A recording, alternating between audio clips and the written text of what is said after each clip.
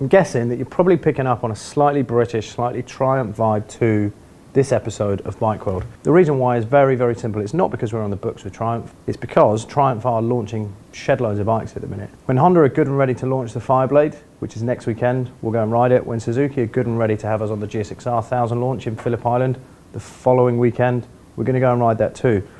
Nobody really wants to go and ride these bikes more than I do at the minute. I'm desperate to ride something really, really fast, and I'm desperate to ride something on a track. But as it is right now, Triumph are riding high. Sales success is fantastic. They've never sold as many bikes in the UK as they have, and they're launching lots and lots of bikes. They're all relevant, they're all worth a look, and what I'm here to have a look at now is this Triumph Street Cup.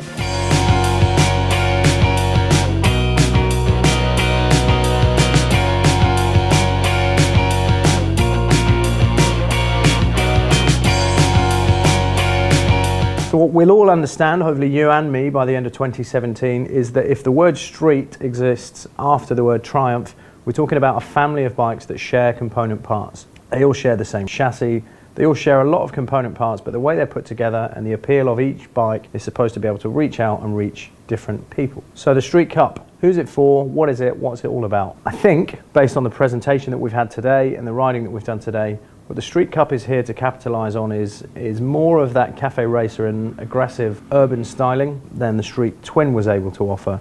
What the Street Twin was able to offer was this quite simple and quite appealing base model, a platform for you to tick accessory boxes, maybe for you to order a couple of bits and pieces online, maybe for you to even get brave and go in the workshop and bash something out of terrible metal and weld it to the headlight or whatever. That's the kind of stuff that I'm into. I think Triumph are trying to make those choices a little bit easier for you, and the Street Scrambler is very obvious. It's got this off-road intent. The Street Cup to me is very, very obvious. It's got this cafe racer vibe that the Street Twin didn't quite have. The big difference between Street Twin and Street Cup when you're riding up the road is your ass is a little bit higher up in the air thanks to the different shocks that they're using. They've got the same 120 mil of travel between them, but the shocks are slightly higher on Street Cup. When you couple that with these quite funky looking Ace drop style handlebars that it's got, it changes the rider's body position, which has a direct impact on the way that the bike steers, turns in and holds a line. So it's slightly more aggressive in feeling. The reality is the component parts are shared across all of the platforms, so you get similar power, 54 horsepower, you get similar torque, 18 Newton meters of torque. All the numbers ring true and they're all about the same. But when you're riding the things, they do definitely feel different.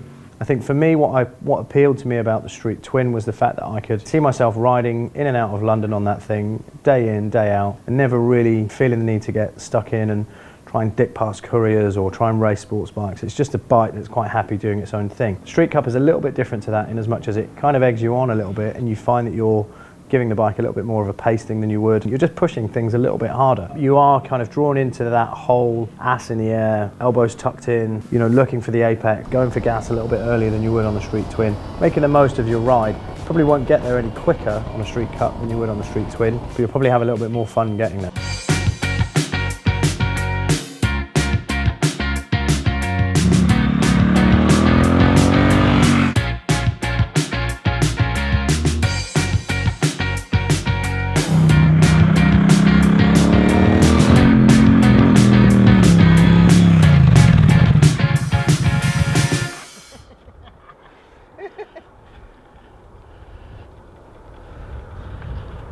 Takes a bit of a pasting, to be fair.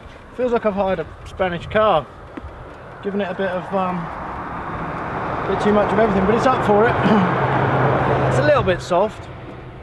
Eventually you start to overcome the brakes, eventually you start to overcome the suspension, but only if you just push a little bit, just start pushing your luck, and you know, not many people are going to be doing that. Twin piston caliper brakes up the front, probably the weakest point for me across the whole bike.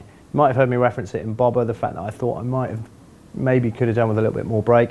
On this bike, I'd definitely like more brake. Whether I'd change the pads myself, whether I would try and upgrade the system somehow, I think as it is, there isn't enough brake in this bike. Moving back from that, we have a 12-litre tank with a range that Triumph are claiming is about 200 miles. They've changed the seat design, they've changed the seat covering. It's this kind of suede Alcantara thing now. It comes as standard with that pretty looking seat cowl that goes over the back, but underneath that there is a perfectly capable, perfectly comfortable seat for your passenger. Moving back from the seat, we've got those shocks that I was talking about earlier, the same 120mm travel as you'll get on the Scrambler when we ride that in the next episode, but a slightly taller shock to the one that's fitted to the Street Twin. So that piece that I'm talking about your ass being up in the air because of the increased shock length, not necessarily the increased shock travel, combined with those drop bars at the front, pushes everything up and round like this. Again, it puts a little bit more weight over the headstock, puts a little bit more weight over the front end, which means it should, by rights, turn in quicker, and it definitely does.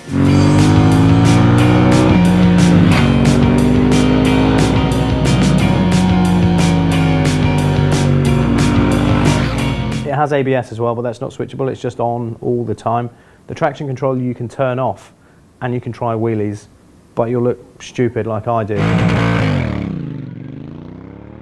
There is a wheelie in this bike somewhere, but I couldn't find it on those roads. The bottom line with this bike is it isn't very intimidating at all. It only has 55 horsepower. It only makes 80 newton meters of torque. It's got very grippy tyres, it's got capable suspension, and it's got brakes that will stop you when you need them to. So I had lots of fun today. The same question that I'm asking myself now is the same one that you should ask yourself. Is this a bike for me? Would I buy it? And what's the competition? It's 8,600 quid, like I said.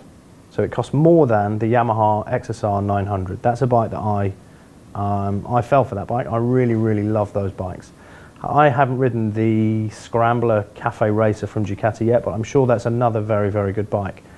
What neither of those bikes are is British, so if that matters to you, this bike's very good. What neither of those bikes do is sound like this one does, in the stock pipes. It's pretty awesome when you're sat with the thing ticking over underneath you, it sounds great. And what neither of those things are is quite as accessible and quite as on trend as the family that this bike is born from. Triumph are absolutely nailing it at the minute with the whole Street series, the whole Bonneville series, the whole Bobber thing, the whole everything. So if it wasn't for those weird, like David Hasselhoff spec denim leather jacket that I had on this afternoon and these creepy chino trousers that I've got on, I probably would have had my knee down a little bit today. I probably would have gone a little bit faster than I did. That's the great thing about the Street Cup. It's up for it. If you're up for going fast, it will go fast with you. It's more than capable, it looks cool, and it's a Triumph. What's not to like?